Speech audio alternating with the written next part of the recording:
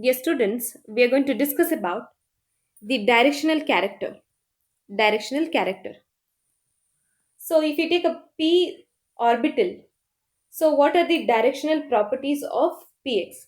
See, now why are we considering for p? What do you mean by the directional character? If you consider s subshell or s orbital is spherically symmetrical. Even though it's a three-dimensional diagram, we know that if you take a sphere is a uniform arrangement. Okay, we cannot differentiate there. You cannot define as a node or a plane or something like that. Therefore, for S subshell, in case of S subshell, the electron cloud is uniformly distributed. So that's why we don't discuss anything related to S subshell because it's a uniform distribution of electron can be observed. If you consider P, P orbital has two lobes. P orbital has two lobes, and these two lobes can be oriented along x axis, or it can be y axis, or it can be z axis. We all know that P is a subshell, right? P is a subshell. For this P subshell, L value is equal to 1.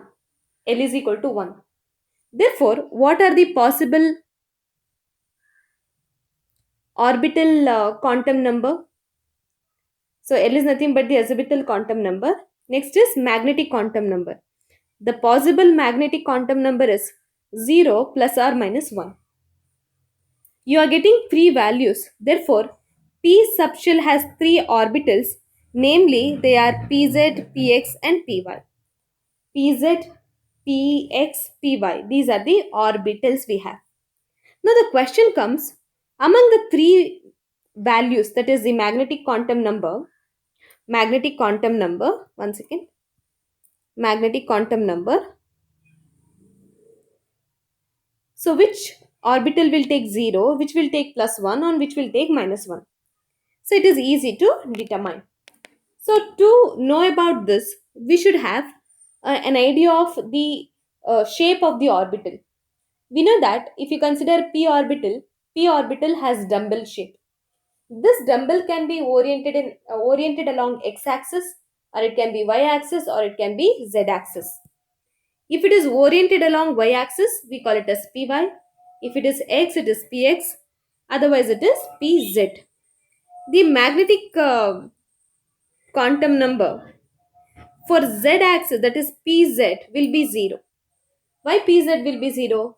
Z-axis will experiences minimum repulsion. Therefore, always for z-axis, the magnetic quantum number is taken as 0. What about for Px and Py? For Px and Py, either plus 1 or minus 1 can be assigned. That's why I have written Pz 0 for Px and Py. Either it can be plus or minus 1, here also plus or minus 1. Now we are going to understand what are the possible nodal planes. What do you mean by nodal plane? Nodal plane is a region around the orbital wherein the probability region around the nucleus wherein the probability of finding the electron becomes 0. In the nodal plane, we cannot see the electron. As I mentioned earlier, if you take px orbital, it is oriented along x-axis. If it is oriented along x-axis, so which is a plane which is left out? That is xz. If it is oriented along x-axis, the plane left out will be y and z. Sorry, it is y and z. Therefore, for px, the nodal plane will be yz. Similarly, if you take py, when I say py, it is oriented along y-axis. If it is oriented along y-axis, then xz become the nodal plane. In that region, we cannot find the electron. Similarly, if you consider pz, pz means the two lobes are oriented along z-axis. If it is on z-axis, the xy becomes the nodal plane. So that's how you can calculate the nodal plane for a given orbital. Okay, that's about the p orbitals. Now, if you consider d, we have d subshell. D subshell. the L value for d subshell will be 2. Therefore, the magnetic quantum number ml is equal to 0 plus or minus 1 and plus or minus 2. We have 5 values. When I say 5 values, there are 5 orbitals in case of d subshell. Namely, they are dxy, dyz, dxz, dx square minus y square and dz square. For your information, if you consider dx square minus y square, what does it mean? Suppose you have an axis like this x, y and z. X, y and z. You know that these orbital will have double dumbbell shape. Dx square minus y square means the lobes are along x-axis and this y-axis. Dx square minus y square means the lobes are along x-axis and y-axis. So that's the meaning of dx square minus y square. Similarly, if you consider one more orbital, that is dz square. Dz square. How dz square orbital structure? So if you consider this x, y and z, the lobes are along z-axis. This is the lobe along z-axis. And there is a ring like this. There is a ring. There is a ring. 1 minute, I am going to represent that. There is a ring. Okay. If you consider remaining 3 orbitals, when I say remaining 3 orbitals, dxy, yz and xz, they are in between the axis. They are in between. When I say xy, it is between x and y axis. dyz, the two lobes are between y and z axis. Similarly, dxz means between x and z axis. Therefore, this is a basic idea regarding the uh, shape of the orbital.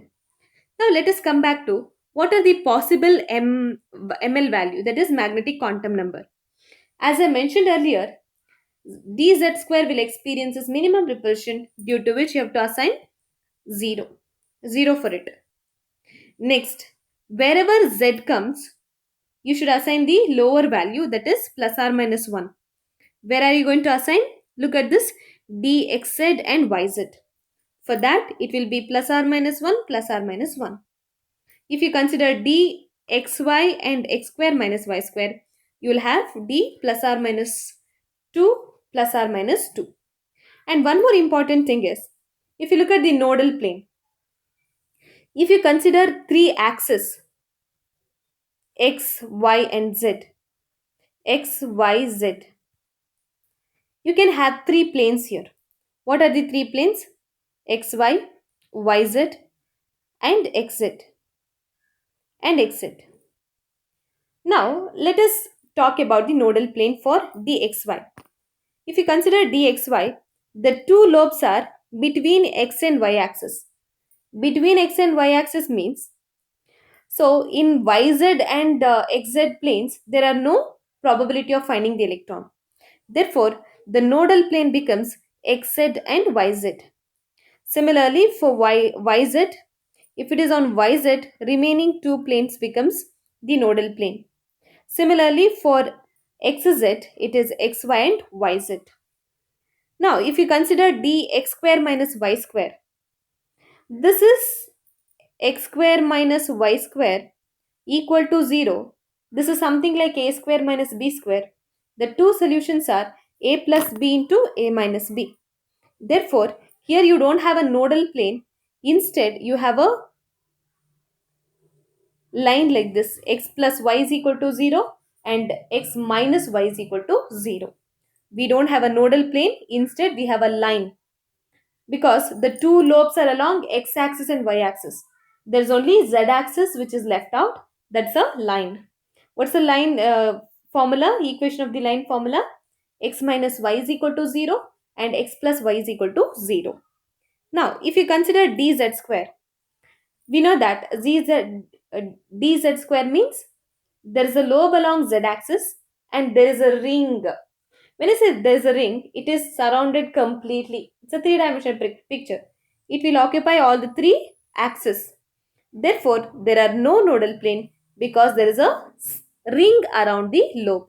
Around the lobe you have a ring like this. Around the lobe there is a ring, due to which it doesn't have a nodal plane. Okay, 1 minute, I'll just show it to you. X, Y, and Z. So there is a lobe here and there is a ring. There is a ring around the lobe like this, due to which there are no nodal planes.